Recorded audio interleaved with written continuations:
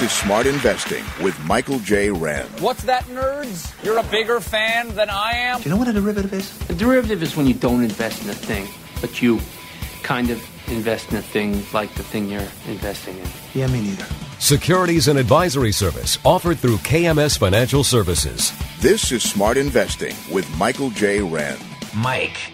I hope, well, the spirits hope you're sitting down because I've just received some wiggity psychic vibes about your future. And Michael's co-host, Chris Martin. He was the first person to sneeze in space and survive. For I have the pride, the privilege, nay, the pleasure of introducing to you the one, the only. This is Smart Investing with Michael J. Wren. Well, good afternoon, everybody. Thank you for tuning in to Smart Investing. I am Mike Wren, your host. On my right is my producer and my quasi, very much so co-host, Mr. Chris Martin. Hello, Chris. Quasi makes me sound like I have a humpback and I'm ringing a bell or something. That's what I feel like. And your point? Just don't have a bell. So, everybody, this is your investment show where we try to take the topic of investing. We try to make it a little bit easier to understand, which might be a struggle today.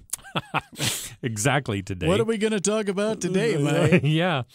So, we try to take the topic of investing. We try to make it easier to understand. We try to get you some good, relevant information on each and every show. And we try to be entertaining. So, the gorilla in the room, let's just kick it off, okay? Let's just kick it off.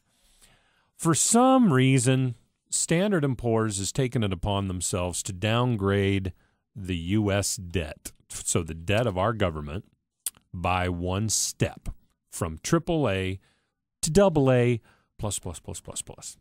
So basically that just means we need to put more money down on a car than normal. Is that what you're trying to tell me? Yeah, we can have as much fun with it as we want. I'm sure, well, I'm not exactly sure. I would think that this would be hot on the mind of a lot of people because this announcement came out after the market closed. And now there's a little bit of talk that maybe that's why the market went down so much on Thursday and Friday, is that the market was anticipating this sort of a move.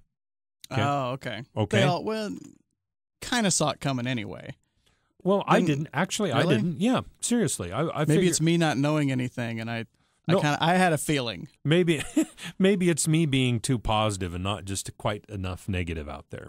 So I kind of likened it as, you know, there's like that one guy who knows he's going to be prom king, and then they call up somebody else. And you're like, hey, wait. That's kind of what I thought. Is everybody was thinking, oh, they're not going to downgrade us. We're America. And then they called somebody else. In my layman's don't understand investing kind of way. It might be a good thing. It might be a bad thing.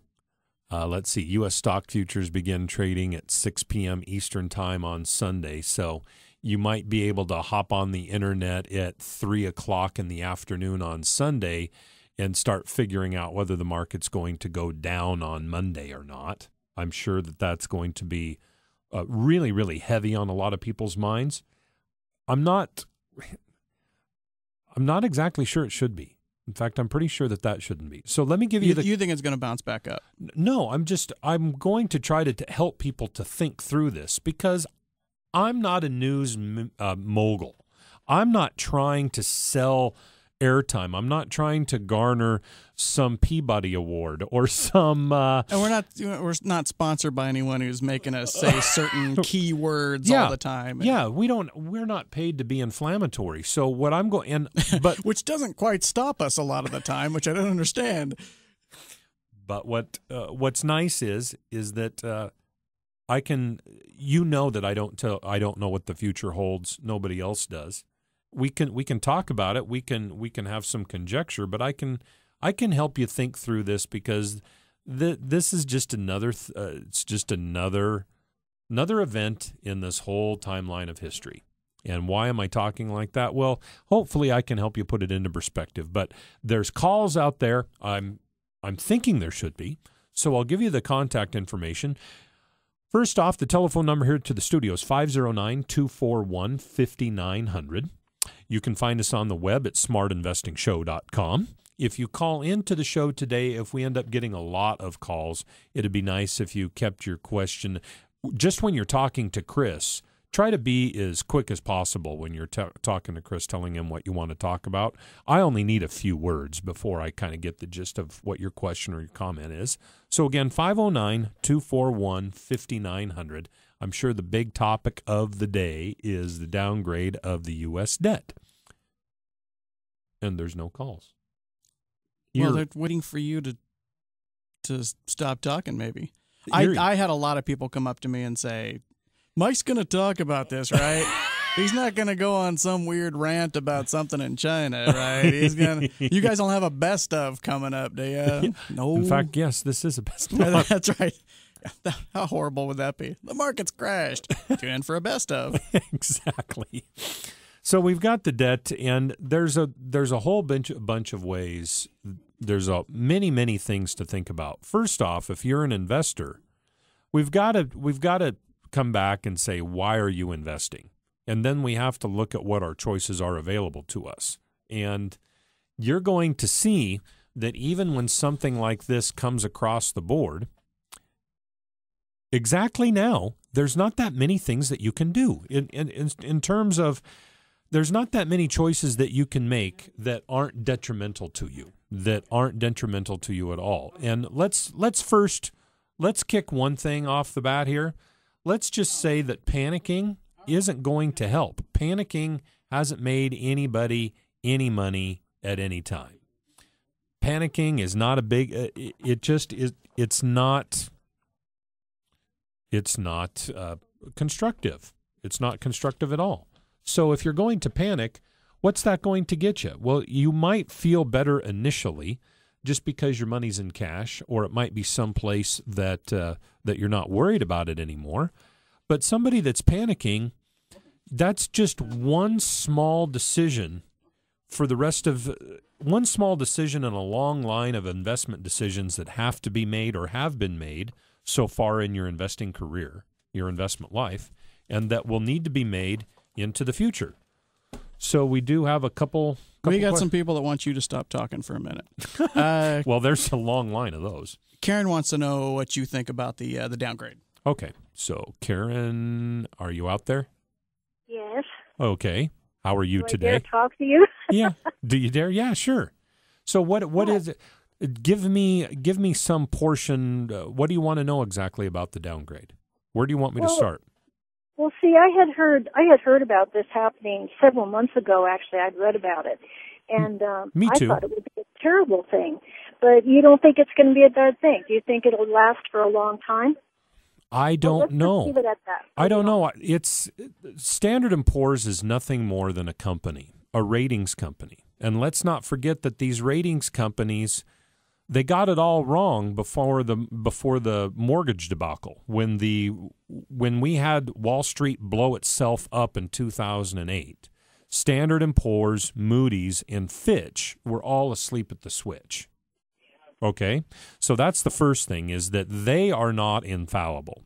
Second thing is that might be a little bit politically motivated. It might be saying to the politicians in the United States, would you quit arguing and actually look at the numbers? Would you actually try to get something done instead of always posturing for votes? And it's a big shot across the bow of the people when it comes to bond markets, because it raises just like Chris mentioned earlier, we have to put more money down if we want to buy a new aircraft carrier now. The interest rate that we will have to pay people in order to invest in U.S. government debt is going to have to be a little bit more.